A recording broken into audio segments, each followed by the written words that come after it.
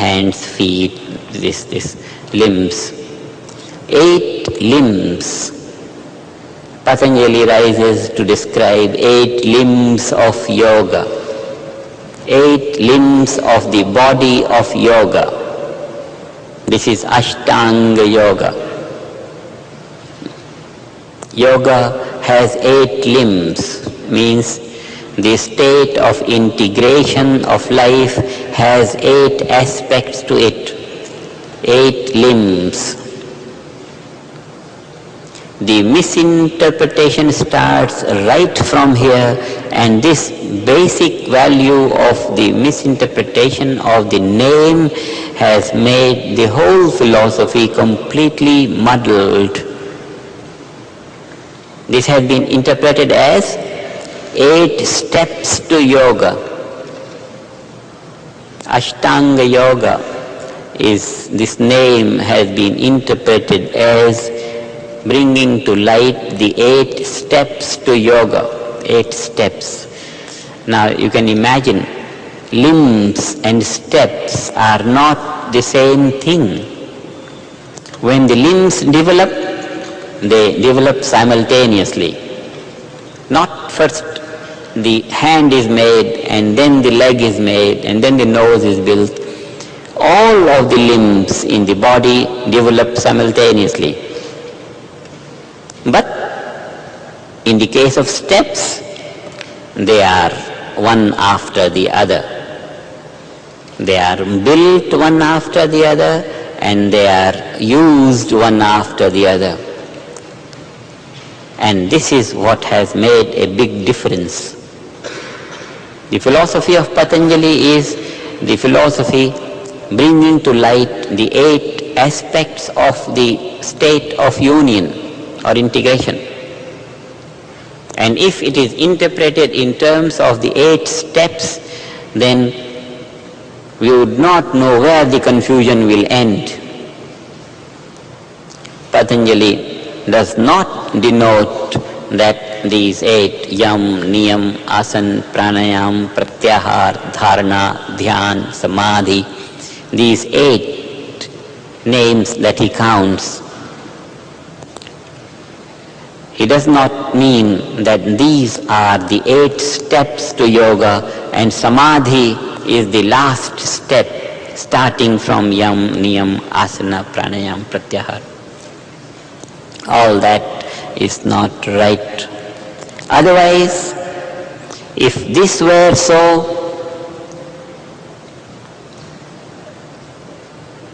samadhi will never be reached. Because 8th step will never be reached. Because the very first step demands achievement of that which never changes. Satya. Satya is one of the 5 yamas. Yama is the first, which Patanjali deals. And 5 yamas there are. And out of the 5, the first is Satyam. Satyam is truth. Just truth. Simple truth. The truth is what? That which never changes. What is that which never changes? Being alone is that which never changes. Being is samadhi.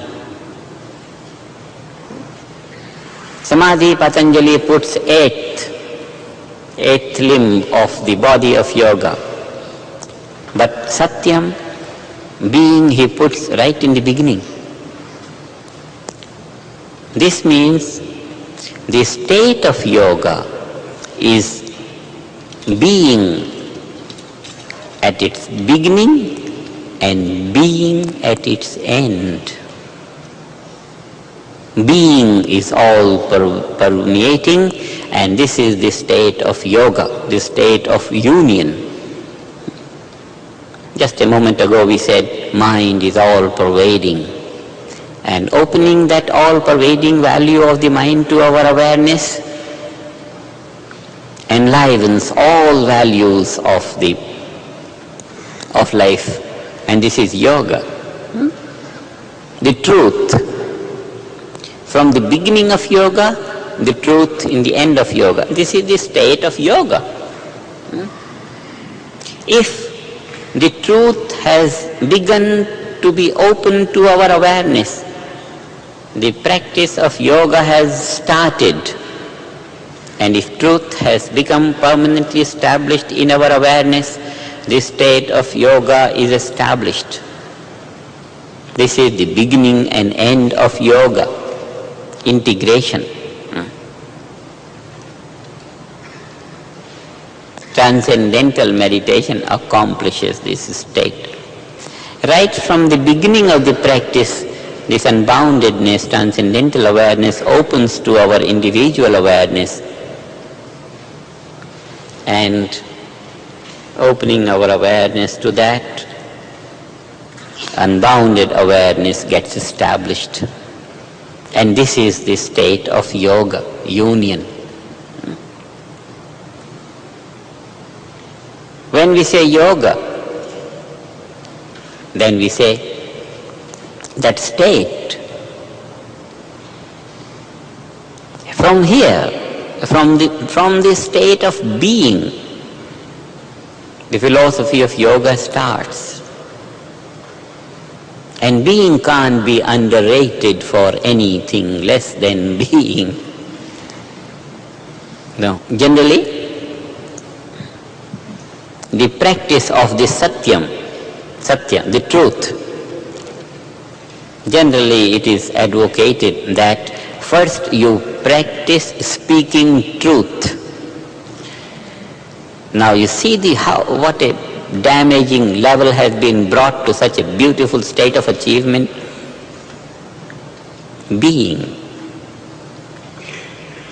Realization of being is taught in terms of realization of the habit of speaking truth. So crude. This is what the commentators of Patanjali have done to Patanjali.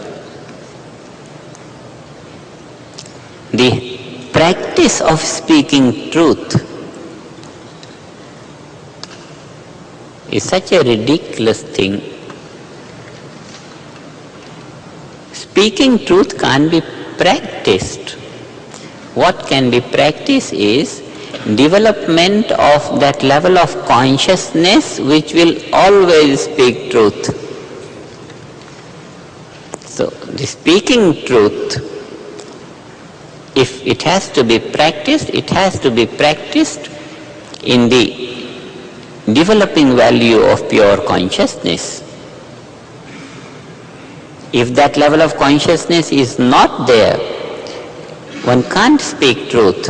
There will be some lag to truth. So, the achievement of truth is not in trying to keep awake in order to speak truth. It will be such a strain, and then one would speak out something. Later on one would remember, oh, I should not have spoken this. So, the truth, value of truth is in developing pure consciousness, spontaneously, easily, comfortably living life the way it is. Therefore, the teaching of Satyam as one of the teaching of Yama is not limited to practicing speaking truth or seeing truth or whatever. But it is meant to be the state of awareness, and that is in the state of yoga. Such a natural situation in that state of integrated life. Not only you speak truth, but you smell truth and you touch truth, and you... When the conscious awareness is open to that pure consciousness of being, anything that you do as a wave of truth, and that is living the truth. Second is ahimsa. Ahimsa is non-violence. Non-violence. Quite a lot the word is being heard. The state of non-violence is a level of consciousness in which one always produces life-supporting influence. A state of life in which life-damaging influence can simply not be created.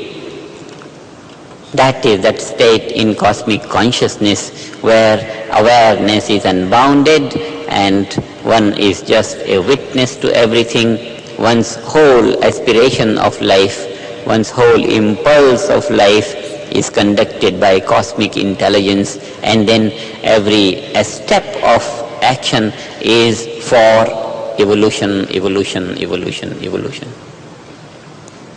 Because under the spell of cosmic intelligence, everything is evolving all the time.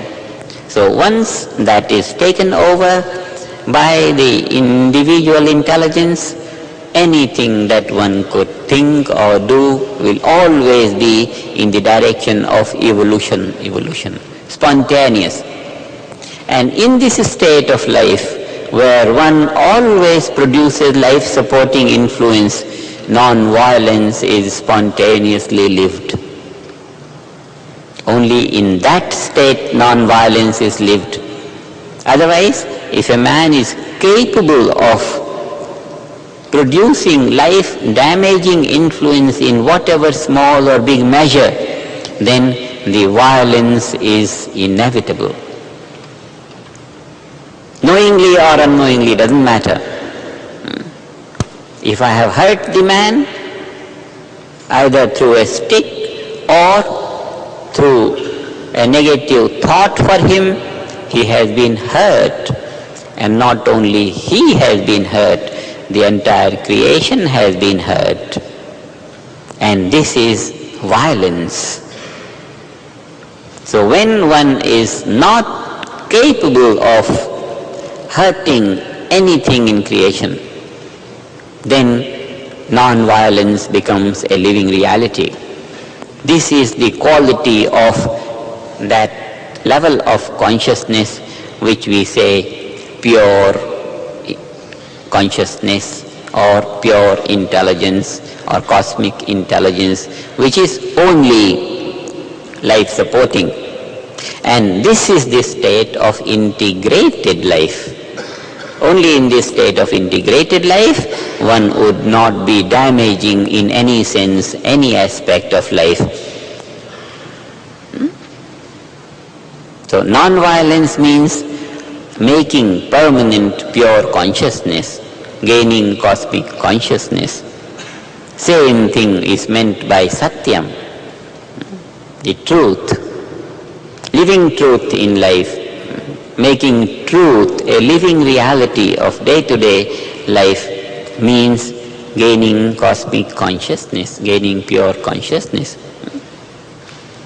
Aste, third, aste means non-covetousness, non-stealing. You don't steal.